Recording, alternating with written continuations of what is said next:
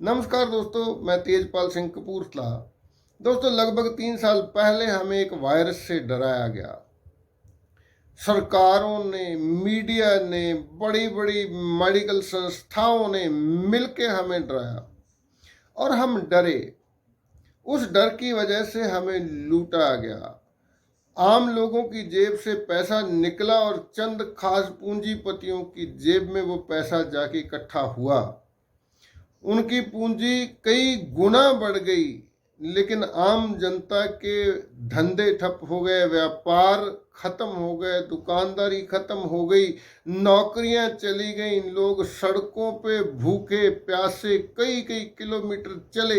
ये सारा कुछ हमारे देश में ही नहीं, दुनिया भर में ये सब कुछ हुआ। और आज हमें फिर से एक नए वायरस से डराने की कोशिश की जा रही है। डराया किसे जाता है? जो डरता है।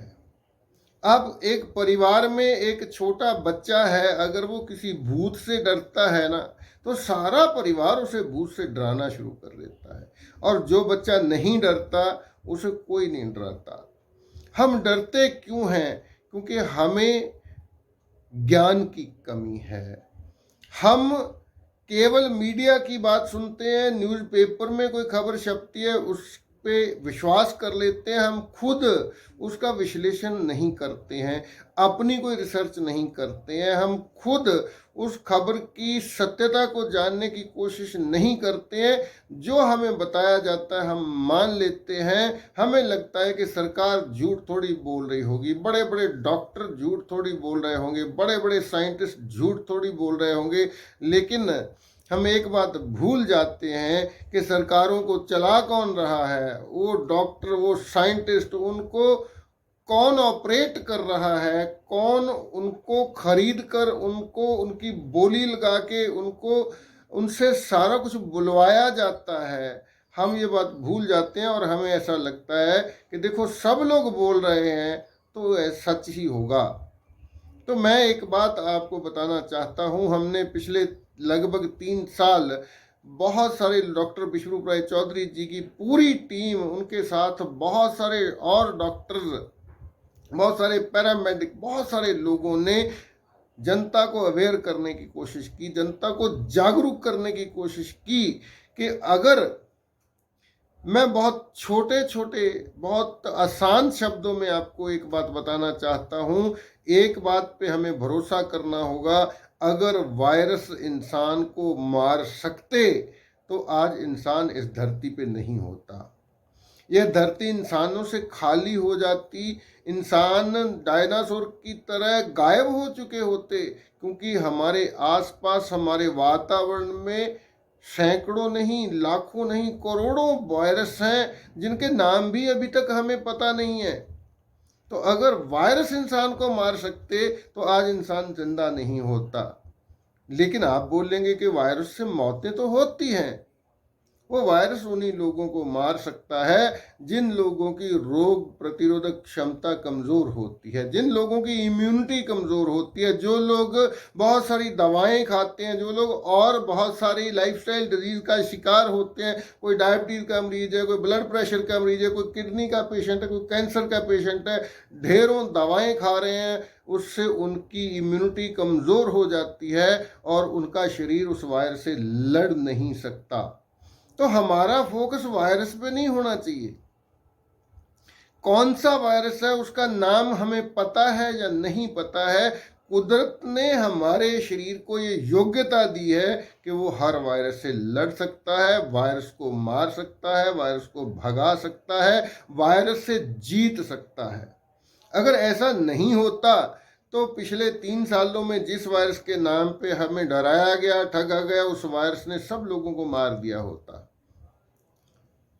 आज तक इस दुनिया पे जितने भी वायरस के नाम पे जो प्रचार किया गया, जो हो हल्ला मचाया गया, पूरी दुनिया तो खत्म नहीं हुई। जब बर्ड फ्लू आया, लोगों को लगा अब सारी दुनिया खत्म हो जाएगी। H1N1 आया तो लोगों को लगा अब सारी दुनिया खत्म हो जाएगी। जब HIV का ढंढोरा पीटा गया, लोगों को लगा सारी दुनिया अब खत्म हो जाएगी। लेकिन ऐसा नहीं होता है। कुदरत ने हमारे शरीर को इस तरह से बनाया है कि हर तरह के बैक्टीरिया और वायरस में घिरा रहकर भी जिंदा रह सकता है। तो हमें डरने की ज़रूरत नहीं है। ये नए नए नाम जो नामकरण किया जाता है, नया नया एक टेस्ट, एक ऐसा टेस्ट, RT-PCR जैसा टेस्ट जो रिलायबल ही नहीं है, जिसकी मतलब कोई ऐसा प्रमाण नहीं है कि ये टेस्ट किसी वायरस का पता लगा सकता है। उस टेस्ट से टेस्ट कर कर के लोगों को पॉजिटिव बताया जाता है, लोगों को वायरस के शिकार घोषित किया जाता है, कैरियर घोषित किया जाता है, और ये बोला जाता है कि ये एसिम्प्टोमेटिक हैं, इनमें कोई लक्षण नहीं है, बीमारी कोई नहीं है, लेकिन क्योंकि टेस्ट इनको पॉजिटिव बता रहा है इसलिए ये लोग वायरस फैला सकते हैं। इनको एकांत में बंद कर दो, इनको क्वारंटाइन कर दिया जाए, इनको इनके पास कोई ना जाए। ये सारी चीज़ों ने हमने पिछले 3 सालों में जो सीखा है वो ये है कि ये सारा का सारा डर का व्यापार है। अगर आप डरेंगे नहीं तो ये सारा का सारा व्यापार समाप्त हो जाएगा। ये जो लूट का धंधा है, टीके के नाम पे अब एक और नया टीका आएगा, इस नए वायरस बंदर पॉक्स के नाम से एक नया टीका आएगा और सब लोगों को वो टीका लगाने के लिए फिर से मजबूर किया जाएगा। पहले टीके जो लोग लगा चुके हैं, अब तक उन लोगों में साइड इफेक्ट आने शुरू हो गए हैं। किसी के क्लॉटिंग हो रही है, किसी को पैरालिसिस हो रहा है, किसी को कोई और बीमारी हो रही है, और एक नया टीका फिर से आएगा मार्केट में और सरकार बोलेगी हम बहुत बड़ा काम कर रहे हैं, हम अपने देश के लोगों को मुफ्त में टीका लगा रहे हैं। लेकिन वो मुफ्त में जो टीका लगाया जा रहा है, वो पैसा जो उस टीका बनाने वाली कंपनी को सरकार एक मुश्त पैसा अरबों रुपया देती है, वो कहाँ से आता है, वो किसका पैसा है? वो आम लोगों का पैसा होता है, वो टैक्स का पैसा होता है। तो आप इस भ्रम में मत रहिए कि आपको मुफ्त में टीका लगाया जा रहा है। और सबसे बड़ी चीज़ जो मैं बोलना चाहता हूँ वो है डरना बंद कीजिए। डॉक्टर विश्वरूप जी ने आज से 2-2.5 साल पहले ये बताया था कि अगर एक दिन में 0.2 ग्राम विटामिन सी आप रोज खाते हैं नेचुरल सोर्स से, दवा से, गोली से नहीं, अगर आप कुछ संतरे खाते हैं, मौसमी खाते हैं, टमाटर खाते हैं, आप केवल 500 ग्राम के करीब 3-4 तरह का फल हर रोज खाते हैं, 3-4 तरह का सलाद 400-500 ग्राम रोज खाते हैं, तो वायरस का बाप, वायरस का दादा भी आपका कुछ बिगाड़ नहीं सकता। आपका शरीर हमेशा तैयार रहता है किसी भी तरह के वायरस से लड़ने के लिए। तो डरने की ज़रूरत नहीं है, मत डरिए।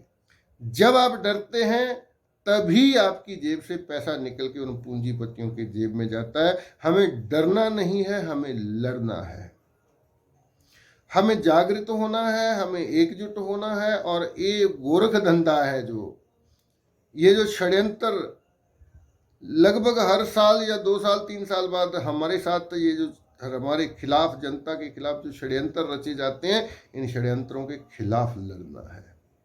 तो आइए हम जागृत हों, एकजुट हों और हम अपने अधिकारों की रक्षा के लिए एकजुट होकर संघर्ष करें।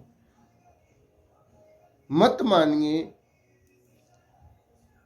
मीडिया क्या बोल रहा है, सरकार क्या बोल रही है, लोग क्या बोल रहे हैं, क्योंकि जब एक झूठ को बार बार दोहराया जाता है तो वो झूठ सच लगने लग जाता है।